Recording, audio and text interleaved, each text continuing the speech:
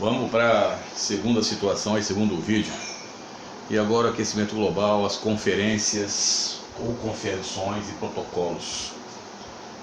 Professor, só vai fazer um vídeo sobre cada um desses com tranquilidade depois? Da dica letal para o vestibular? Sim, meu filho. Aqui eu apenas vou dar uma palhinha, ou uma palhinha ou palhinha, tanto faz, que é uma dica, para que você não fique perdido, tá? Rapidamente, antes de começarmos, vamos falar algumas coisas. Tem um termo que se usa muito, chamado poluição. Poluição, filho, é para você não zerar uma prova, para mandar aquela de trivela de 3 dedos, é o excesso de energia em local errado. Isso você já é uma definição tosca, mas correta. Excesso de energia em local errado. Então você tem a poluição do ar, a poluição das águas, a poluição do solo. Nós temos a poluição do solo, poluição visual. Essa lousa vai ficar poluída visualmente com excesso de energia e informações no local pequeno.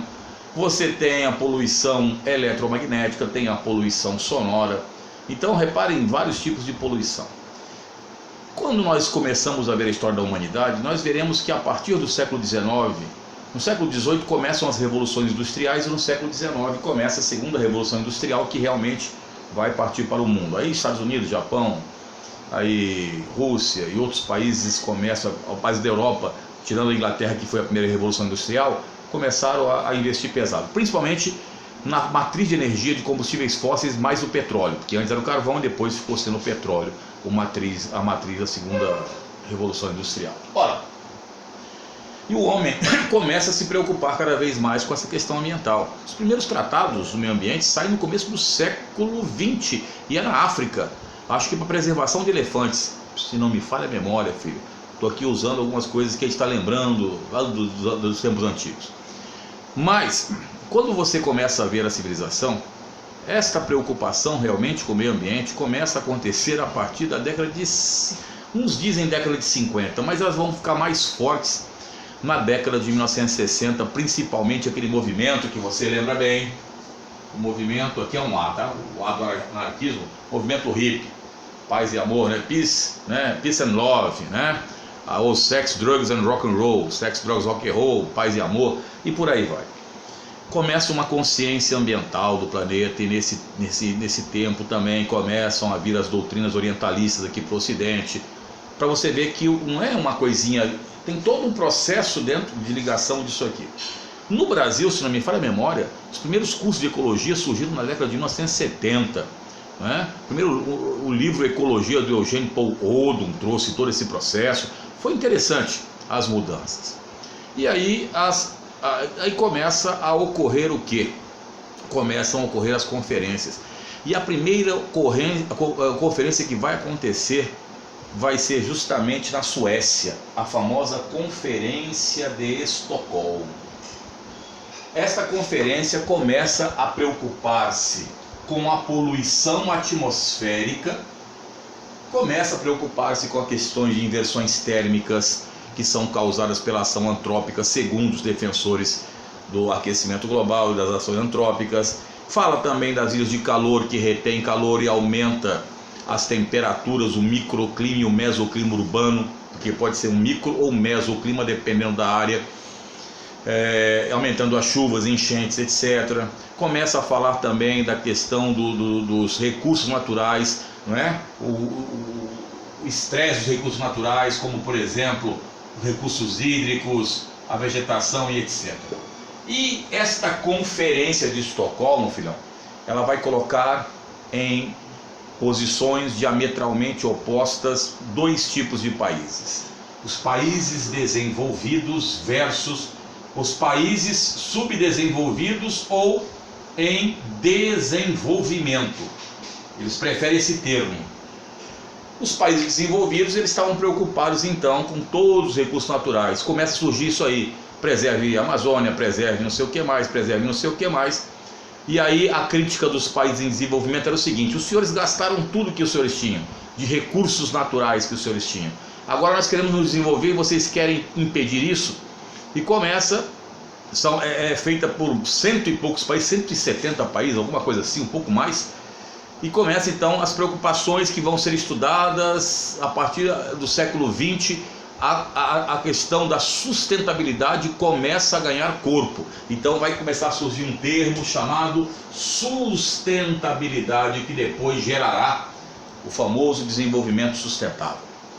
Em 87 vai ser feito, um pouco antes nós tivemos a conferência ou convenção de Viena, falando sobre a questão do ozônio, não é? Principalmente lá com o ozônio, que ele está na estratosfera, em uma camada chamada ozonosfera. Esta camada de ozônio, ela, se não fosse por ela, talvez não tivéssemos a vida como nós a entendemos no planeta Terra. E aí foi criado a Convenção de Viena e logo depois o Protocolo de Montreal, não é? Que começa então a diminuir a produção e o consumo, não é? Sobre os elementos que degradam, ou melhor, depletam o ozônio. Não há buraco na camada de ozônio, pelo amor de Deus. Existe depleção do ozônio, a camada não é uniforme. Então em algumas áreas ela é mais espessa, em outras não. Isso, entre alguns questionaram o seguinte, que o CFC, né, o bromato de metila, se não me falha a memória, e mais outro gás, HCFC, era isso? HCFCl, não me lembro mais, mas procura aí que sou professor de química que ele vai mandar essa palavra para você. Eles eram responsáveis pela depleção do ozônio. Os críticos diziam o seguinte: vocês fizeram isso num sistema fechado, no planeta não é desse jeito que funciona, tanto é que várias vezes você vê a camada de ozônio, ela se recupera, se recompõe naturalmente. Então, mas sai o Protocolo de Montreal, e aí vai haver mudança do butano e do propano para, né, ou melhor, do CFC, que tinha aerossóis, geladeiras, turbinas de avião, para o butano e propano, se não me falha a memória, e vocês comecem a ver isso com os seus professores de química.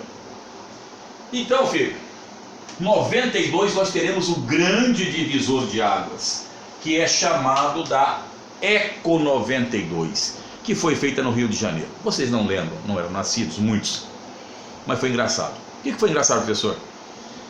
Posso estar enganado, mas se eu não me lembro, Juruna era um índio, acho que era o Juruna, que foi deputado federal, né? E teve o apoio do Sting, aquela coisa toda, aquela coisa, né, do artistas e tal, porque é engraçado que em convenções assim, haja gente que vem intelectuais, vem artista, vem jogador de futebol, vem esportista, vem escritor, vem um monte de gente, isso é pago, tá? Geralmente quem paga são as ONGs ou os governos de alguns países. Estou colocando que dá gasto isso, filho, tá? Para às vezes não resolver muita coisa. Mas a Eco 92 foi engraçado porque todo mundo ali, o Juruna vendendo se não me falha a memória, um tapete de pele de onça, que foi feita com a onça. Nossa, causou escândalo, mas todo mundo colocou ali para baixo do tapete e vamos embora. Por que ela foi o divisor de águas? Porque primeiro, bateu muito na tecla do chamado desenvolvimento sustentável e fez o que nós chamamos da famosa Agenda 21.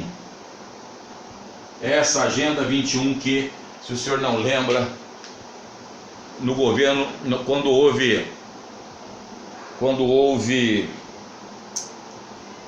a eleição, as eleições de São Paulo, que o Mário Covas se candidatou a governador, ele e o Maluf bateram pesado e o Covas perguntava sobre a Agenda 21, o Maluf não sabia nem responder, mas foi, como sempre, a política ali no meio. Muitos políticos vieram, o Rio de Janeiro ficou sendo o centro mundial, 192 ou 193 chefes de estado estiveram por aqui, então não era pouca coisa. Vou dar uma paradinha louco Abreu para dar uma apagada aqui, porque senão vai ficar uma bagunça que nem eu vou entender daqui a pouco. Poluído. Como eu disse para você, esse vídeo, né, dando uma paradinha para ver, Não, o intento dele não é falar sobre as conferências. Isso aqui a gente vai ter outra situação que nós vamos falar sobre elas quando acabar, tivermos tempo para sentarmos no carro e discutirmos com uma parte mais tranquila. Mas essa Eco 92 aqui falou sobre a redução das chuvas ácidas, falou, por exemplo, do ecoturismo. Isso aqui, coisas ligadas ao desenvolvimento sustentável, sobre as mudanças climáticas, sobre a questão de preservação de recursos hídricos, né? E falou sobre a Convenção da Biodiversidade e por aí vai. Isso vai gerar depois, em 97, um protocolo que vai dar um quiprocó desgraçado, chamado Protocolo de Kyoto. Kyoto é Japão. E a pergunta que você faz é: professor, por que o Japão sempre está inserido em questões ambientais? Simples, meu filho. Primeiro, já viram o Japão? O Japão é um arquipélago com 3.400 ilhas, pequeno, um pouco maior que o estado de São Paulo, né? Esparso, com 20% de sua área habitável, 80% são compostos de áreas montanhosas. Está na confluência de 3 placas tectônicas: placa das Filipinas, placa euroasiática e a placa norte-americana. Local de terremotos e vulcanismo ativo, além das tsunamis, que são os terremotos que têm seu epicentro no fundo do mar. E depois formam aquelas ondas com 10, 15, 20 metros de altura e centenas de quilômetros de largura, que causam grandes estragos. Ora, o Japão tem que se preocupar realmente com questões ambientais, porque senão a matéria-prima dele vai para o espaço, filhão. Não dá, tá? E aí, o que acontece? Nesse protocolo, os países signatários de Kyoto, eles se comprometem à redução da emissão de gases estufa, no caso CO2, né? 5% a menos, se não me falha a memória, do que eles poluíam em 1990. E já causa um problema sério isso aí. Os Estados Unidos não assinam um acordo. A Rússia no começo não assina, depois acho que assinou, ao que parece. Os americanos não. Eles falam assim: nós não vamos deixar de produzir, mas vamos continuar produzindo. E os americanos e hoje chineses são os caras que mais arrebentam com o meio ambiente por questões dentro do processo. Aí países como a China, Brasil, Índia não teriam limitações. E isso causou problema agora em 2000 e pouco, 2012 ou 15. 12, acho que já começou a causar problema, porque foi o seguinte, no Rio Mais 20. Porque o pessoal falou: como que a China não vai reduzir? Ah, nós estamos em desenvolvimento. Não, senhor, vocês hoje são o maior polo comercial do mundo, dos maiores polos industriais. Então veja que as questões ambientais, elas dão brigas entre países. Então o próprio protocolo de Kyoto até hoje não conseguiu ser instituído. Eles achavam que até 2012 estaria tudo tranquilo, e não está. Porque ninguém abre mão ainda de suas matrizes de desenvolvimento, e a maior parte da matriz mundial ainda são combustíveis fósseis. E depois surgem mais duas conferências aqui: Rio Mais 10, que foi em Joanesburgo, na África do Sul, e Rio Mais 20, que foi em 2012, a Rio Mais 10 foi em 2002, foi no Rio de Janeiro mesmo, para discutir o que tinha sido feito em 92, quer dizer... Não estou aqui falando nada não, mas o dinheiro que é gasto para isso é um pouco demais, para trazer pessoas e pessoas de locais distantes, né? E provavelmente nas próximas conferências mundiais vamos discutir as pandemias que agora começam a assolar o planeta. Então isso para você ver, porque o meu intento desse vídeo do aquecimento global é mostrar os negacionistas e aqueles que são favoráveis ao aquecimento global, que o homem tem parcela de responsabilidade. Cola conosco, um vídeo de 14 minutos, não é para ser isso, é para ser uns 8 minutos só, mas que você tenha então pelo menos essas questões, essas conferências mundiais aí no seu caderno, aí no seu alfarrábio. Tamo junto, Jaeldes.